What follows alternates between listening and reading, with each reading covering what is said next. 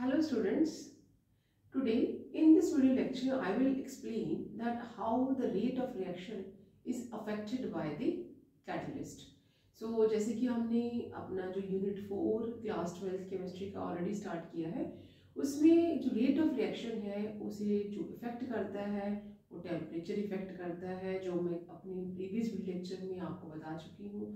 How the concentration of reactant affect the rate of reaction, ये भी हम discuss कर चुके हैं. So today we will discuss about how the catalyst affect the rate of reaction. So first of all, what is a catalyst? So catalyst is a substance. Catalyst क्या है? It is a substance, basically metal surface,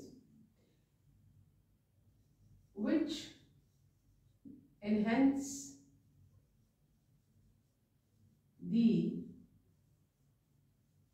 speed of a reaction. जो catalyst है वो एक ऐसा substance है, basically metal surface, जिसकी presence से या जिसके आने से जो रिएक्शन की स्पीड है वो बढ़ जाती है. For example,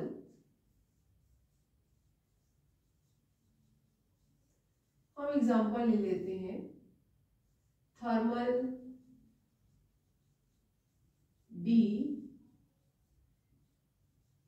decomposition of potassium chloride in the presence of manganese oxide. ये जो है वो कैटलिस्ट है, मतलब ये वो सब्सटेंस है जिसके आने से, जिसकी प्रेजेंस के कारण जो थर्मल डिकम्पोजिशन पोटेशियम क्लोरेट का हो रहा है वो बहुत जल्दी हो जाएगा. ये जो कैटलिस्ट है ये खुद कभी भी किसी भी केमिकल रिएक्शन में यूज्ड नहीं होता. ये जैसा रिएक्शन के पहले होता है वैसा ही रिएक्शन के बाद में होता है.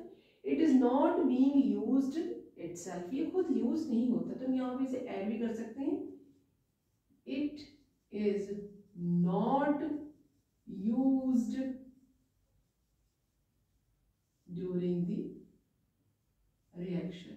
It only give the speed, it only increase the speed of a reaction.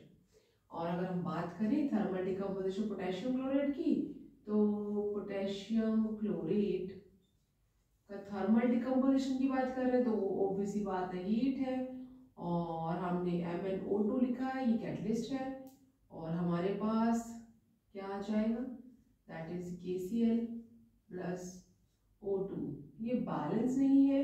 In order to do the balancing we will simply write 2 here and then we will write 2 here and total 6 and we are writing the 3 here.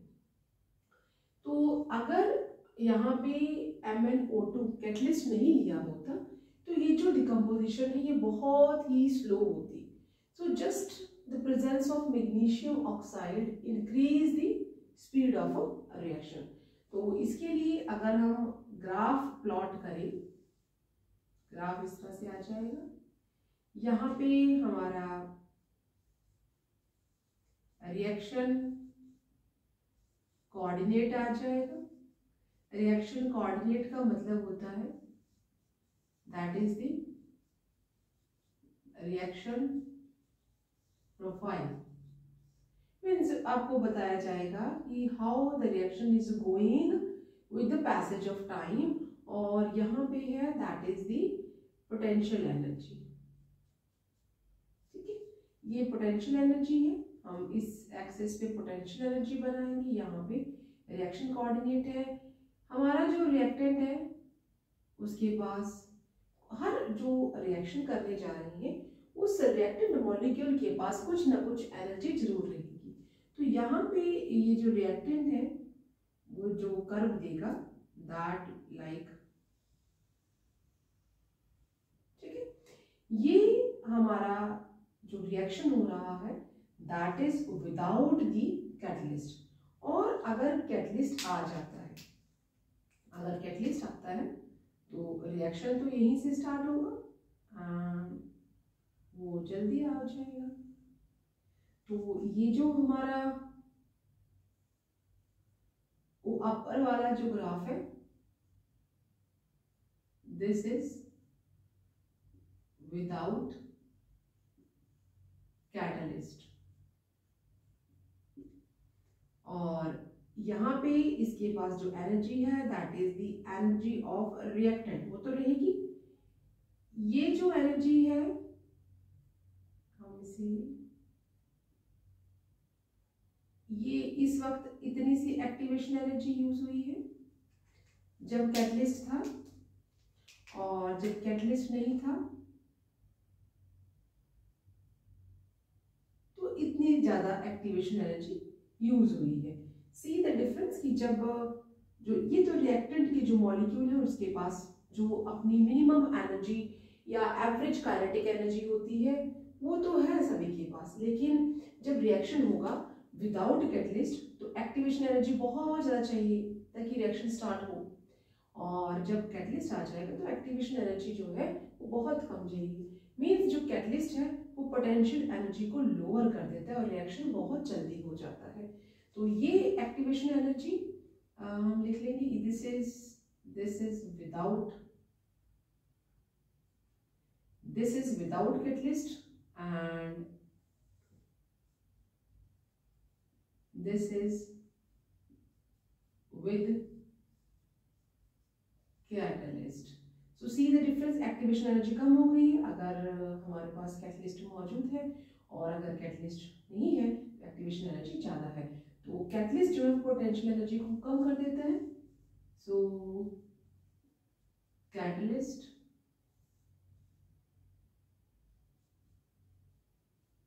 increase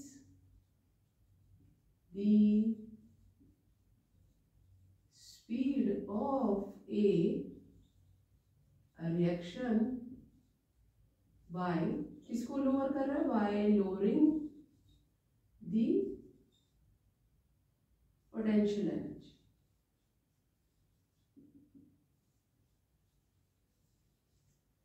so activation energy बहुत कम चाहिए अगर catalyst वहां पे present है, तो इस तरह का ग्राफ बनेगा हमारे पास, रिएक्शन जल्दी हो जाएगा। एंड यहाँ पे जो डिफरेंस आता है, यहाँ पे हमारे पास ये प्रोडक्ट की एनर्जी है और ये दोनों के बीच का जो डिफरेंस है that is the delta H. Change in enthalpy at particular और एट अ कांस्टेंट टेम्परेचर, ये हम मानते हैं कि change in enthalpy is constant for a reaction. किसी भी रिएक्शन के लिए at a constant temperature change in enthalpy जो है वो कांस्टेंट रहता है। जितनी एनर्जी यूज हुई है उतनी ही एनर्जी जो है रिएक्टेंट जब प्रोडक्ट बनेगा तो वो लिबरेट हो जाएगी। तो हम ऐसा एज्यूम करते हैं, वैसे ऐसा किसी भी रिएक्शन में पॉसिबल नहीं है, सिर्फ आइडियल गैस के लिए ही पॉसिबल है, बट हम एज्यूम करते हैं कि at a constant temperature enthalpy change for a reaction is always constant, जो कि सिर्फ एक आइडियल गैस के लिए होता है। सो जो कैटलिस्ट है उसका काम क्या होता है, कैटलिस्ट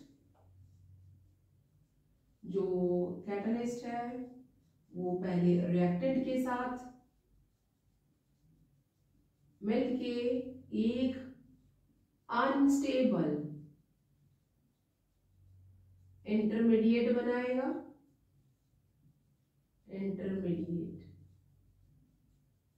जो कि बाद में ब्रेक डाउन हो जाएगा किसमें, प्रोडक्ट में, प्लस कैटलिस्ट वैसे ही बाहर आ जाएगा। तो कैटलिस्ट का काम होता है रिएक्टेंट के साथ पहले मिक्स हो जाना और एक अनस्टेबल इंटरमीडिएट बनाना, जो कि बाद में प्रोडक्ट और कैटलिस्ट, तो जैसा कैटलिस्ट यूज हुआ था वैसा ही कैटलिस्ट बाहर आ गया है। फॉर एग्जांपल अगर हम यहाँ पे ले लेते हैं reactant A plus B plus catalyst, हमने कैटलिस्ट ले लिया है, ये हमारे दो रिएक्टेंट है, और क्या बन जाएगा, that is A and B and catalyst.